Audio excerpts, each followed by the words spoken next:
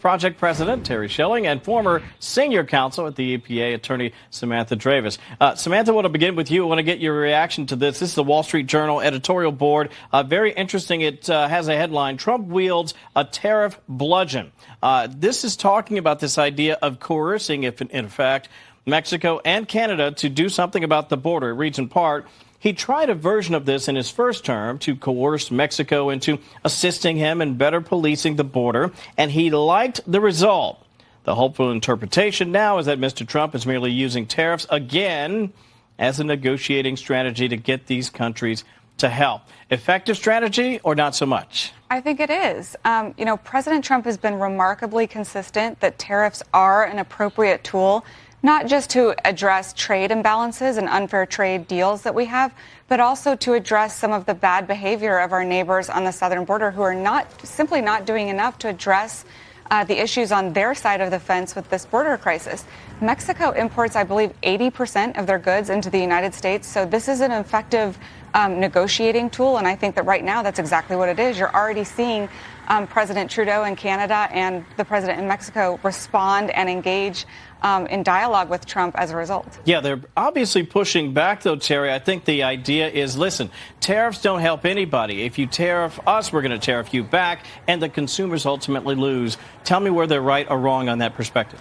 Well, where they're wrong is how tariffs end up working. China and Mexico and Canada, they will back off of these harmful policies, and they will start becoming partners because it's a lot simpler and a lot cleaner if they just go along and start following laws and being good neighbors to the United States. It's very simple. And if they keep going up and keep raising tariffs on the other side, what will happen is more production will happen in the United States, which would be a great thing for all Americans. Well, that certainly helps, especially employment here in the States, and it obviously keeps prices down as well. Let me share this. I want to talk a little politics with both of you. This is some Harris campaign advisors, in particular Stephanie Cutter, talking about why Harris didn't separate herself a bit more from the president, Mr. Biden, when it came to border policies and how that may have impacted the 2024 election. Listen here. She had tremendous loyalty to President Biden. If we had said, just imagine this. You've been on plenty of campaigns. Imagine if we said, well, we would have taken this approach on the border.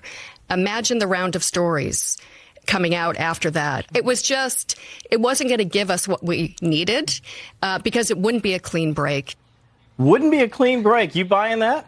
Well, it wouldn't have been a clean break because Harris doesn't actually disagree with President Biden on his open border policy. And I think that was really what Stephanie Cutter was trying to dance around there is the truth of the matter, which is Harris was indistinguishable from Biden, and she probably shouldn't have been the candidate that Democrats put in there to replace Biden. I think they were fooling themselves thinking, oh, it's just his age is his only issue. No, it was his absolutely failed record. And I think on that point, yes, perhaps it would have been awkward for Harris to distance herself from Biden, but I don't know how else they thought they were going to win on the record. Yeah, this is one of the tougher challenges, Terry. 30 seconds left for you. I know that it's complicated to say, I'm my own person, but when you're sort of connected at the hip, it's hard to pull away.